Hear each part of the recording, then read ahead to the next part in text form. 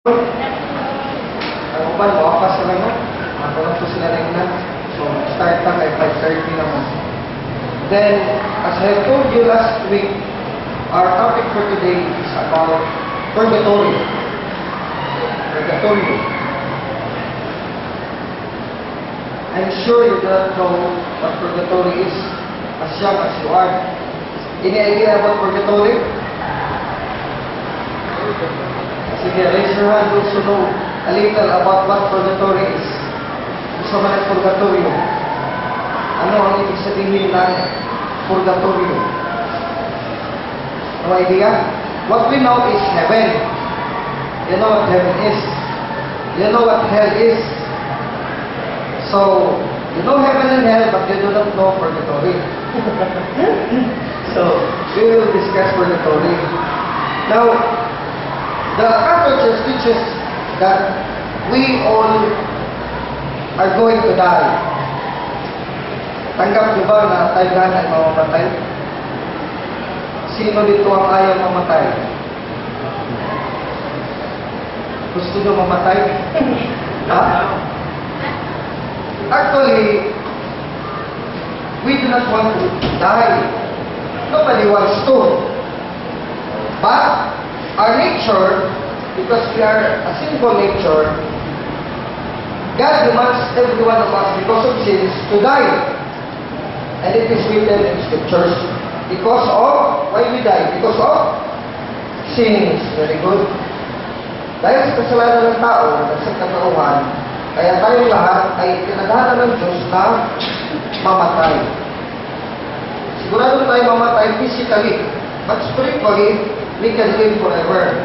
Romans 5:12-14, St. Paul says, therefore, just as through one man sin entered the world, and death through sin, and thus death spread to all men, because all have sinned. For until the law sin was in the world, but sin is not imputed when there is no law. Nevertheless, death reigned from Adam to Moses, even over those who had not sinned, according to the likeness of the transgression of Adam, who is a type of him who has to come. Very clear. And death through sin, and death spread to all men, because all have sinned. Kaya tama yung sinasabi ninyo na mamatay tayong lahat, tayo ay nakakasala. Ang kasalanan ang nagdadala talaga ng kamatayan sa atin. Hindi naman talaga tayo ang ginawa ng Diyos si Adan at si Eva, kasi sila ay by nature they will die. No, they are like God. When God created Adam and Eve, He said, Genesis 1:26-27, let us make man in our own image. So God created them male and female. He created them in His own image. Meaning, male and female, man and woman, Adam and Eve, is like God in the image of God during the first creation. They have immortality. But they lost immortality because of sin. Genesis 3:1-10. You know what happened? Eve was deceived by the devil, then Eve gave the apple to Adam, and then both of them sinned against the law of God, that they should have eaten of the tree of the knowledge of good and evil. Genesis 3. Now, every one of us knows because of sin we die. So therefore, Hebrews 9:27, it is appointed every man and woman, to die once, and after this the judgment. Meaning, physically, nobody is exempted. We all have to die.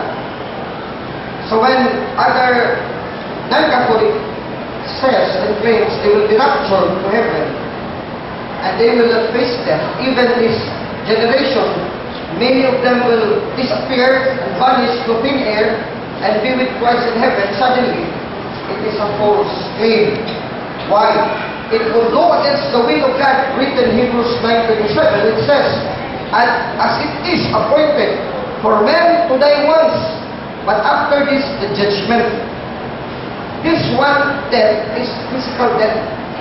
Does not refer to spiritual death. Meaning every one of us will die physically. So every now and then we see on the streets, we see people already on the coffins being brought to their family to the cemetery, to the final resting place. Now it's their time. Later, after many years, or maybe we don't know, tomorrow or next week or or next month, or next year, God only knows, we will follow. So, there is a destiny of man, not on earth. We are destined to live here eternally, nor even temporarily. We are destined for eternity because we are made in the image of God. And our destiny in eternity is no other than to be in union with Jesus Christ. Ephesians 1, 3-5. This is the destiny which God intended for us. Even though we die, the destiny is still the same. Hindi ibig sabihin na dahil sa kasalanan, nagkasala tayo at ang kanyang mga magulang, ibig sabihin na tayo lahat ay destino na para mawalay sa Diyos. Ang destiny natin, kahit mamatay ka sa kasalanan, we die in our flesh, but we also still to be destined to God. That is the will of God. Ephesians chapter 1, verse 4-6. Listen closely. Just as He, meaning Jesus, chose us in Him before the foundation of the world, that we should be holy and without blame before Him in love, having predestined us to adoptions as sons by Jesus Christ Himself, according to the good pleasure of His will, to the praise of the glory of His grace, by which He made us accepted in the Beloved. Ephesians 1:4-6. Alam natin tayo magkakasala. Alam din ng Diyos na pagkatapos ang kasala sila sa iba, lahat ng sangkatauhan, lahat ng mga anak na iba kay Adan, hanggang sa huling tao sa mundo, will be subject to sin and death. But, according to what I have read here, God still predestined us. Imagine that, how good is God? Kaya hindi natin na-realize that God is really a good Father, more than a Father of our Father. Why? Because, imagine, if you will know that you will marry that man, and that you will give birth to 5 sons and 5 daughters, and your 5 sons will become 5 robbers, mga pulisan, and your daughters will become 5 prostitutes. Would you give them birth? Would you will to let them live? No, you won't get married at all. Better exist alone than to have a family which you know for sure 100% they will all become very bad sinners, evil persons. See how God is very good because He knows we are all sinners. People will become swindlers, will become prostitutes, will become robbers, but still, He gave us birth, every one of us, not only those great sinners, but even us. Imagine how God is so wonderful in His love for us. That's why we have to praise Him for His grace. Why? Because He gave us life, even though He knows that the life we have to live on earth in the flesh is a life of sin. From birth even to death. We can also do sin even to death. So imagine how good God is. Now, before this, the point before the purgatory is that we should understand the love of God to appreciate purgatory. Because if we do not understand the love of God, we don't have enough appreciation of purgatory. Purgatory is just like a meaningless word. We cannot appreciate the love of God. Now, it is very clear from scriptures I've read now that we are still given a chance to be holy and blameless in front of God to serve Him. Meaning, there is still a chance that we can be holy. So from sin, we can take away sin from our souls, and then we can be holy and blameless in His sight and serve God together with Him in heaven. So the destiny is to be with God through His Son, Jesus Christ our Lord. That is the very great love of God. So we have to praise God every day of our life because of His great love for us, that although we are sinners, God will save us. And then in Romans 5, again when we grow old, even though from baptism we are sinless because baptism takes away our original sin, but as we grow old, we also commit sin, especially after the 12th year. After our time of culpability, then we already know what sin is, still we commit sin. But how much God loves us, even though we commit sin. Romans 5:8-9. But God demonstrated His own love to us, in that when we were still sinners, Christ died for us. Much more than having now been justified by His blood, we shall be saved from wrath through Him. Imagine hindi pa tayo naging tao, minahal na tayo ng Diyos, binigyan na tayo ng chance to live a holy and blameless life through Jesus Christ, always through Jesus Christ. Then when we grow older, kung may here na himukso na ta, then we grow old, then we commit sin again, we break the laws of God. Again, God loves us so much that He gives another chance for us, forgives us through the blood of Jesus, again applied to us through the blood. That's why we have the Holy Mass, that's why we have confession. And then when we die, the blood of Jesus cleanses still from all sins. Actually, purgatory is the product of the blood and the love of God. The blood of Jesus. It is part of the sacrifice of Jesus that there is purgatory. Because why? See how God loves us in Hebrews 9. He says that not only earthly things are to be purified by the blood of Jesus, but also heavenly things, meaning our souls. After we die, then we are still purged by the blood of Jesus. Hebrews 9:27 we have read, it is appointed for men to die once, but after this the judgment. But in verse 23 below, therefore, it was necessary that the copies of the things in the heavens should be purified with this, but the heavenly things themselves with better sacrifices than this. For Christ has entered the holy places made with hands, which are copies of the true, but into heaven itself, now to appear in the presence of God for us. Now the blood of Jesus applies. Even though in His plan as God to create us before the foundation of the world, our destination to be in union with Christ, and then when we are born, when we grow old, we commit sin, our blood of Jesus is also given to us in the sacraments, and then when we die, the blood of Jesus still affects us. That's why, what is the place where the blood of Jesus still affects us to purify our souls for heaven? Heavenly things are to be purified before entering heaven, just as Jesus did. Through the blood of Jesus. Hebrews 9:23-24, Hebrews 9:27. So purgatory was created by God because of His love, because of purging of the blood of Jesus, because of our sins. Therefore, the application of the blood of Jesus applies to us when we die. Why? Because men will die once. And when we die once, we have to face judgment. And when we have to face judgment, we have to reckon that with our sins. What would we do in Judgment Day? 2 Corinthians 5:8-10. 2 Corinto, Kapitulo 5, talatang 8 hanggang 10. Anong gagawin natin sa judgment seat of Christ? We are confident, yes, we'll face rather to be absent from the body to be present with the Lord. Therefore, we make it our aim, whether present or absent, to be well-pleasing to Him. For we must all appear before the judgment seat of Christ. Why? That each one may receive the things done in the body according to what he has done, whether good or bad.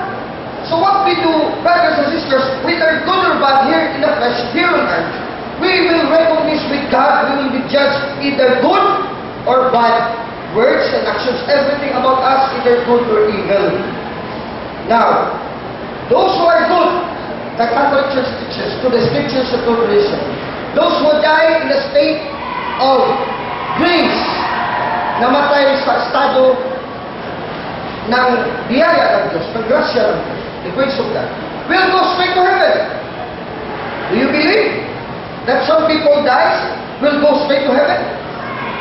Do you believe it or do you not? We believe. Yes. For example, Saint Pedro Calungsod. Would you think that Saint Pedro Calungsod would go to purgatory before being declared as a saint? Actually, those canons of canonized saints within the Roman Catholic Church have all died in a state of grace and then went directly to heaven without passing through purgatory. Why? Because they have already washed their hands with their martyrdom, with the blood of Christ through the Mass and sacrificing their life for Christ. Where in the Scriptures? Revelation 7:14. These are the martyrs who died directly and went their soul to heaven.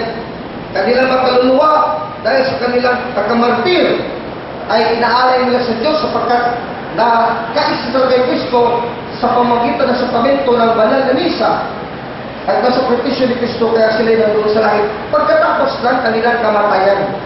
Revelation 7:14. And I said to them, who was these arrayed in white robes, and where did they come from?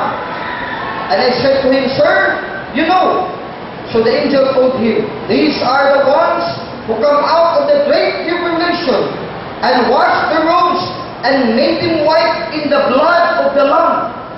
Martyrdom is also being washed in the blood of Jesus on the cross. Because when we are baptized, our blood is already one with the blood of Jesus. So when we offer our blood in martyrdom, it is also the blood of Jesus, because the blood of Jesus is in us in the Mass. And our blood, we are already children of God, so we are flesh and blood, brothers and sisters with Jesus Christ. We are totally fleshly and spiritually one with Jesus. That's why when a saint dies in the state of grace, meaning Christ is in his soul, he goes directly to heaven, like St. Pedro Canuso, that any other saint canonized. So now you know that this canonization of the Roman Catholic Church go directly to heaven after death. Because they have been judged to be saints.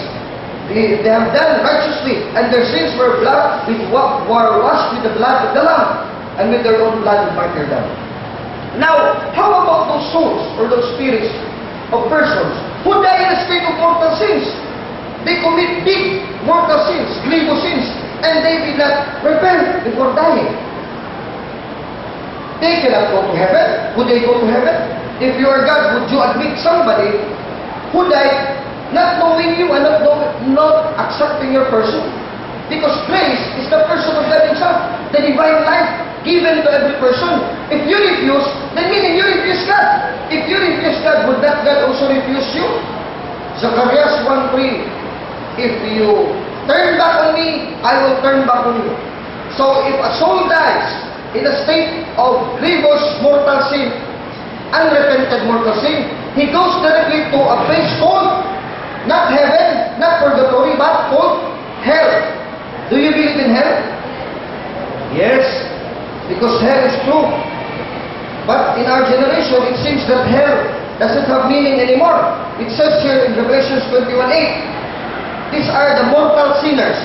But the cowardly, the unbelieving, the abominable, the murderers, sexually immorals, sorcerers, idolaters, and all liars shall have their part in the lake which burns with fire and brimstone, which is the second death. Revelation 21:8. Now, the souls of the just goes directly to heaven. The souls of the unjust goes directly to hell. Those in the state of mortal sin. But how about those persons who die having big sins, mortal sins, or even venial sins, but they have repented of their sins? They have repented. You cannot put them in hell because they have repented of their sins. God will accept you. Why? If you repent, you turn back to Him. God says, if you turn back to me, I will also turn back to you. If you turn your back on me, I will also turn my back on you. But if you return to me, I will also return to you. Meaning, even you commit one mortal sin before you die, but you repent of that mortal sin, you will still be going back to God for your destiny to heaven, and that God will also take you back, even though how sinful you are, because you repented of your sins. He will take you back, but He cannot put you in heaven, because Revelation 21:27, but there shall by no means enter anything that defiles or causes an abomination or a lie, but only those who are written in the Lamb's book of life. Revelation 21:7. Nothing sinful, even a small sin, a small defilement, a small lie shall enter heaven. Now, your soul will be put in abeyance. God will not judge you. You will not go to heaven because even a person cannot enter heaven. But I have already accepted you because you have repented, you have turned back to me, and I accept you as my son again. But you cannot enter heaven because heaven is only for the perfectly just. No little sin can enter heaven. And I cannot also place you in hell because I have already accepted you because of repentance. And hell is only for those who die in a state of mortal sin without repentance. So hell cannot be the place where saints repented, even though mortal sins repented, and also venial sins, small sins, they cannot be put to hell. Because hell is not place for venial sins, small sins, and for mortal sins repented before we die. Hell is only a place for mortal sinners who die in a state of mortal sins, never repenting and turning back to God. So, God, in His justice, because Psalm 7:11, God is a just judge. Makatarungan na hukom ang Diyos, kaya hindi niya itapon sa impyerno ang taong nag-repent sa kanyang kasalanan. Tatanggapin ulit ng Diyos, pero hindi papuntay ng langit, kaya ilalagay saan? Yun ang purgatorio. Yun ang purgatorio. And where is purgatory in the Scriptures? There is purgatory in Scriptures. It refers to the prison of the souls who are made to pay for the temporal punishment due to their mortal sins, which are already repented and forgiven by God, but they have to suffer temporal punishment. For example, if you owe me a glass, nabasag mo yung baso ko, siyempre maghingi ka ng tawad, dadalhin, sorry, I'll take you back, okay sister, it's alright. But you have to replace the glass. You cannot just say sorry and go away. Justice demands you to replace the glass. So that is also what happens in purgatory. Because you have committed a sin, but you have already been forgiven. But that sin that you have committed, there is some damages done on earth to yourself and to your fellow men. Then you cannot pay that justice in hell because you are not fit for hell, because hell is eternal punishment. And you cannot also pay that in heaven because heaven is a reward, not punishment. So you have to pay it in the prison of the just souls in purgatory. Where can we read the Scriptures? I will give you 2 verses. In 1 Peter chapter 3, verse 18 to 20, St. Peter, our first Pope, ang una nating Papa sa Roma, ang nagsabi mismo nito sapagkat siya mismo bilang Pangulo ng Simbahang Katoliko ay pinahayagan ng Panginoong Kristo bilang Pangulo din ng Kristo na pumunta sa langit. So, Christ told Peter, Peter, this is what happened when I die in 3 days. 1 Peter 3:18 to 20. St. Peter says, for Christ also suffered once for sins, the just for the unjust, that He might bring us to God, being put to death in the flesh, but made alive by the Spirit, by whom also He went and preached to the spirits in prison, who formerly were disobedient when once the divine long-suffering waited in the days of Noah, while the ark was being prepared, in which few, that is only 8 souls, were saved through water. So there are spirits or souls in prison. Long time ago, in the time of Noah, they already died. But this is not hell, because Jesus went to this prison of the souls. And then, this is not hell because Jesus will not go to hell to preach to the spirits in hell. And it will not also be heaven because heaven doesn't need any more preaching by Jesus. And this is prison. Heaven is not a prison. Hell is a prison, but this prison is not eternal because there is a salvation for this prison. 1 Peter 3:18 to 19. So this place, Catholic Church calls in one word, prisons of the soul, reduced to one word, purgatory. Purgatory. And then Peter continues in 1 Peter 4, verse 5 to 6, they will give an account to Him who is ready to judge the living and the dead. For this reason, the gospel was also preached by Jesus also to those who are dead, that they might be judged according to the man in the flesh, but live according to God in the Spirit. Ayan, napakalinaw. Si Kristo daw sinabi, may part ng gospel ng Ebanghelyo na binigay pa, tinuro pa sa mga matagal na namatay para daw ang kanilang spirito, kanilang kaluluwa ay mabuhay sa Diyos. Unang Pedro 4:5 at kabahagi ito ng paghukom ng Diyos, part of the judgment of God to the souls, to the spirits of men who died. 1 Peter 4:4 to 5 to 6, and then with connection to 1 Peter 3:18 to 20. So this is very clear. Now why does the Catholic Church call this purgatory when the Bible only calls these prisons of the Spirit? Because the Catholic Church has the power to name places, objects, and things which God tells them to name. How? Through the guidance of the Holy Spirit. Where can you read? 1 Corinthians 2:13. St. Paul says, these things we also speak, not in words which man's wisdom teaches, but which the Holy Spirit teaches, comparing spiritual things with spiritual. 1 Corinthians 2:13. These words, So, the words spoken by the church through the guidance of the Spirit are spiritual things. Now, this purgatory is spiritual because this is the prison of the souls in purgatory. This is not about earth. This is not about things on earth, material things, but this is spiritual. Meaning, when the church teaches purgatory, this is part of spiritual things, and this is taught by the apostles, 1 Peter 3:18 to 20, and the church is the power because it comes from the Holy Spirit, the guidance of the Spirit. Not only one word, but meaning of the words. Hindi sinabi ng Holy Spirit, isulat mo yung salitang purgatorio. Isang letra lang. Sapagkat words, meaning, then the meaning will be reduced to a one word because one word will describe that meaning, that place. Eh, hahaba man pa, sabihin mo na, isang dako o lugar o preso ng mga kaluluwa at espiritu ng mga tao na matay na. Sapagkat sila ay namatay sa kasalanan, pero sila ay nagbago at bumalik sa Panginoon kahit tinanggap ng Diyos, nandoon pa sa ganoong kalagayan. Mahaba na yun ang meaning. So the church reduced it to spiritual words, meaning one of these spiritual words is the name of that state or place called purgatory. That is purgatory because it is taught by the church. So those other religions didn't have purgatory because they do not name spiritual things.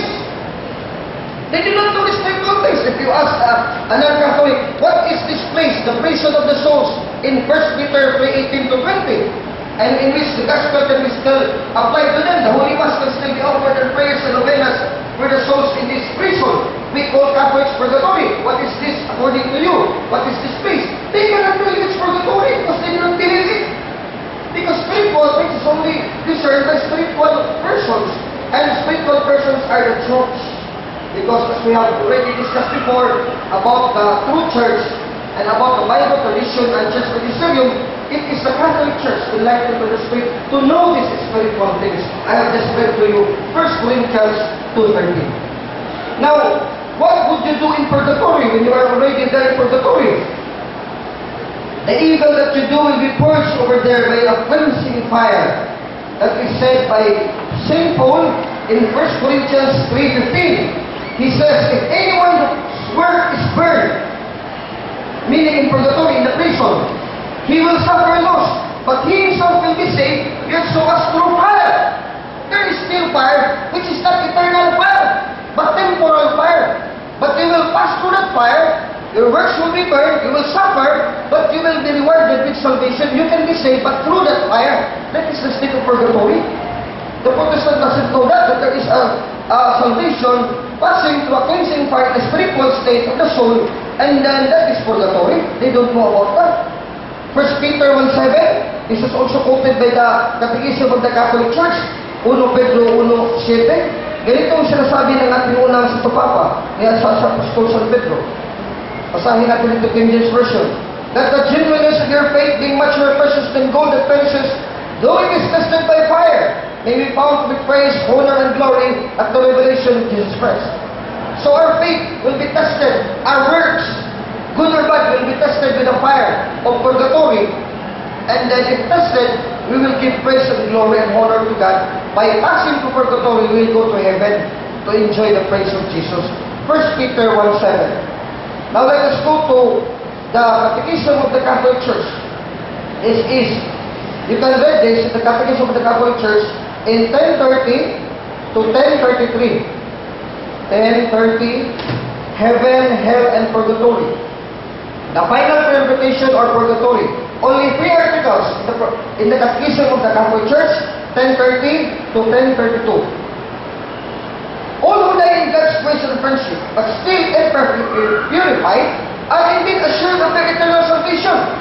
Ibig sabihin ng mapunta ng purgatorio, sigurado na silang maliligtas, mapupunta ng langit. Amen?